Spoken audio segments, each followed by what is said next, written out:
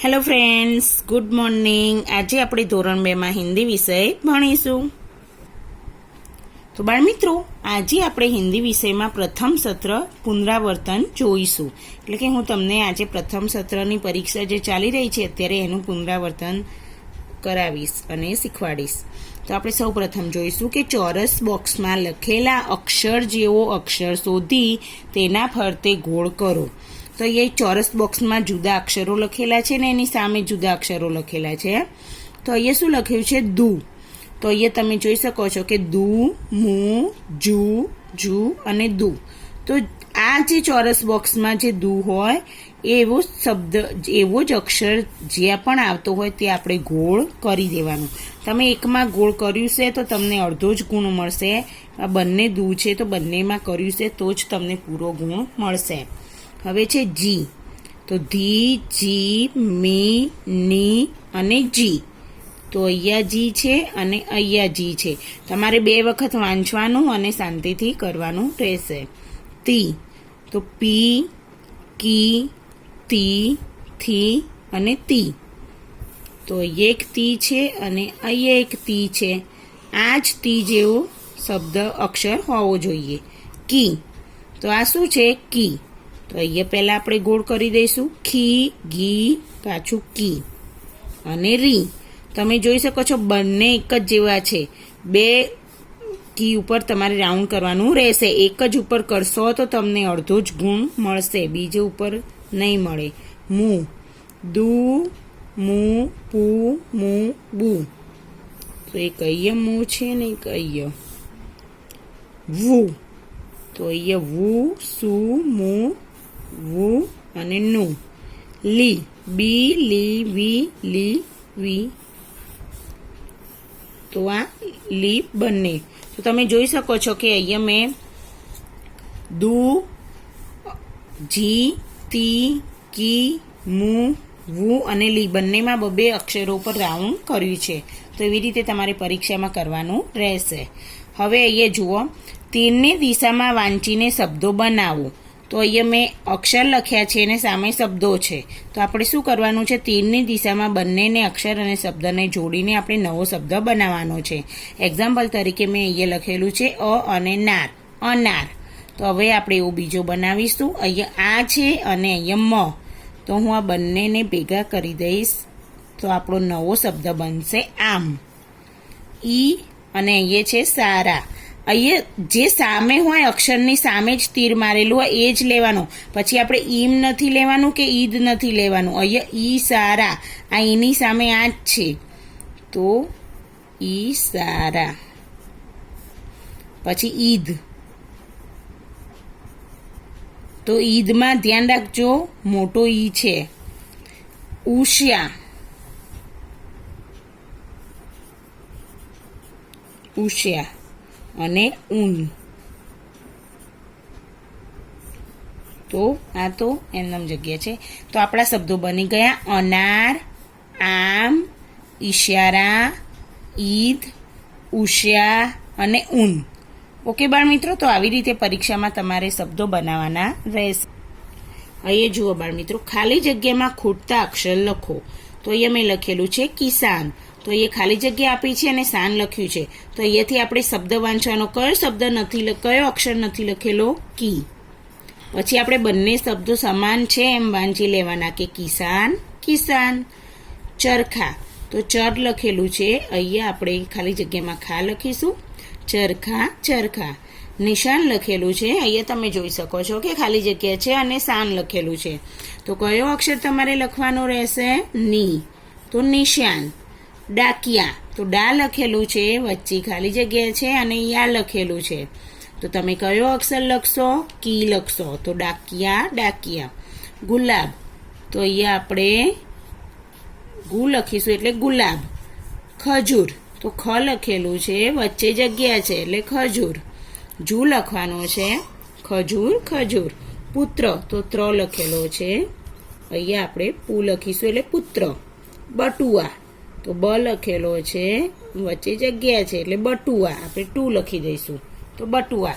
તો આવી રીતે બંને શબ્દો તમારે પાછળથી વાંચી લેવાના, એટલે તમને ખ્યાલ આવી જાય કે આ શબ્દ જેવો હતો એવો જ મેં લખી દીધો છે અને મારો શબ્દ સાચો છે.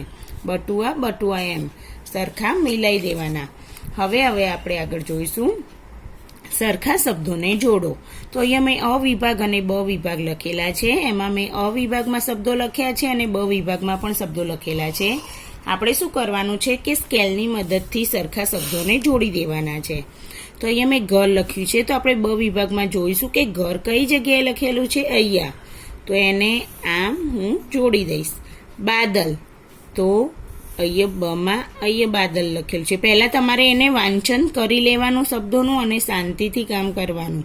જો તમે વચ્ચે ઉતાવળ કરશો અને ભૂસા કરશો તો એ સરખું દેખાશે નહીં. એટલે આપણું કામ ચોખ્ખું દેખાય એ રીતે આપણે સ્કેલનો ઉપયોગ કરવાનો છે. શિયાળ, તો અહીંયા છે શિયાળ. શરીફા, તો શરીફા. ચૂહા, તો ચૂહા. કુટિયા, મુરલી. તો પેલા શબ્દોની જેમ પણ આપણે આ શબ્દો લખ્યા પછી ફરજિયાત વાંચી લેવાનું કે મેં સાચા તો જોડ્યા છે ને. ઘર, તો ઘર. બાદલ, શિયાળ. શરીફા. चूहा, कुटिया અને मुरली. ओके बच्चों, अब आगे हम देखेंगे વાક્યો વાંચો અને લખો. એટલે કે આના વાક્યો જે લખેલા છે એ તમારે લખવાના છે, પણ હું તમને એટલા માટે શીખવાડું છું કે તમે વાક્ય લખો છો એટલે એવા અલ્પવિરામ, પૂર્ણવિરામ એ તો કરતા જ હોતા નથી. તો એ તમારું વાક્યમાં ગુણ કપાવવાની શક્યતા રહેશે. તો અહીંયા હિતેશ, તો અલ્પવિરામ આપેલું હોય તો એવું જ આપણે અલ્પવિરામ કરી લેવાનું. ઇમલી, તમે ઘણી વખત ઉપર લીટી પણ જોઈન્ટ કરતા નથી, તો તમારે યાદ રાખવાનું છે કે આ હિન્દી વિષય છે. ફરજિયાત પાછળ આવી રીતે ઊભું લીટું એને પૂર્ણ વિરામ કહીશું આપણે. જેમ ગુજરાતીમાં આવું ટપકું કરીને કરતા હતા એવી રીતે હિન્દીમાં ઊભું લીટું કરવાનું રહેશે. તો આવી રીતે તમે વાક્ય લખ્યું છે તો જ તમને સાચો એક ગુણ મળશે, નહીંતર તમારો ગુણ કપાઈ જશે. सूरज पूरब से आता है. જેવું વાક્ય આપેલું છે એવી રીતે પરફેક્ટ તમારે લખવાનું છે. આ રીતે પાછળ પૂર્ણ વિરામ ફરજિયાત કરવાનું છે. અલકા, કોઈ બી નામ પાછળ અલ્પ વિરામ આવે છે. બાદામ ખા. તો આ રીતે તમારે લખવાનું છે. અનિલ, પછી પૂર્ણ અલ્પ વિરામ દાતુન કર, પછી પૂર્ણ વિરામ. તો આ રીતે પાછળ ઊભી લીટી તમે કરતા નથી હોતા અમુક બાળકો, એટલે તમારે ફરજિયાત પૂર્ણ વિરામ, અલ્પ વિરામનું ધ્યાન રાખીને વાક્યો લખવાના છે. વાક્યો જોઈને તો લખતા આવડે જ, પણ જેવું જ વાક્ય આપ્યું છે એવી જ રીતે પ્રશ્નાચિહ્ન હોય તો પ્રશ્નાચિહ્ન એવી જ રીતે લખવું ખૂબ જ મહત્વનું છે. तो बच्चों आगे हम देखेंगे चित्र पहचान कर कोष्टक भरो, એટલે કે ચિત્ર ઓળખી ખાના પૂરો. તો અહીંયા તમે દેખી શકો છો કે કબૂતર અને અંગૂર. તો અહીંયા કબૂતરનું ચિત્ર છે, તો તમારે અહીંયા ર લખેલો છે, 3 જ અક્ષર લખવાના છે.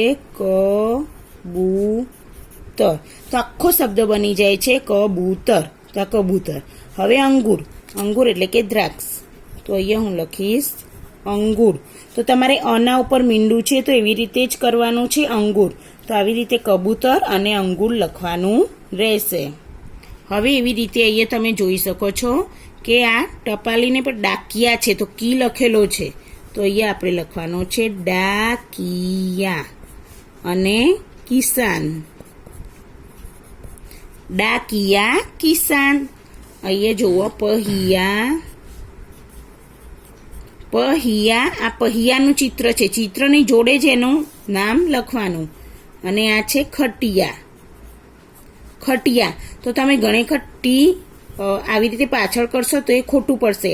જે રીતે લખેલો છે શબ્દ એ જ રીતે તમારે લખવાનો છે, કોઈ પણ ભૂલ કરવાની નથી. શબ્દ વાંચવાનો અને પછી લખવાનો રહેશે.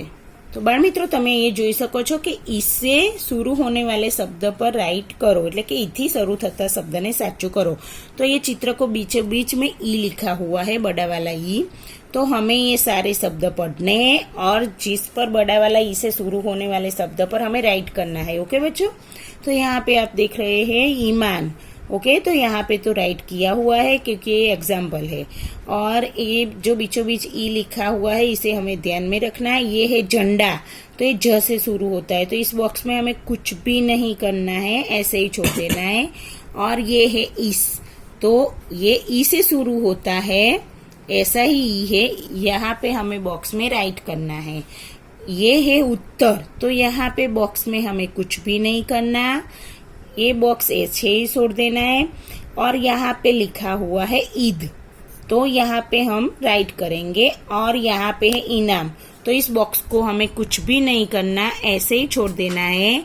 तो यहाँ पे हम देख सकते हैं 3 शब्दों के सामने हमने राइट किया हुआ है। एक है ईमान, ईस और ईद, ये तीनों ई से शुरू होने वाले शब्द है। और तीनों शब्द इनाम, झंडा और उत्तर को हम इसी बॉक्स में कुछ भी नहीं करना है और ऐसे ही छोड़ देना है। तो बच्चों अब आगे हम देखेंगे चित्र देखो और वर्णों का उपयोग करके शब्द बनाओ।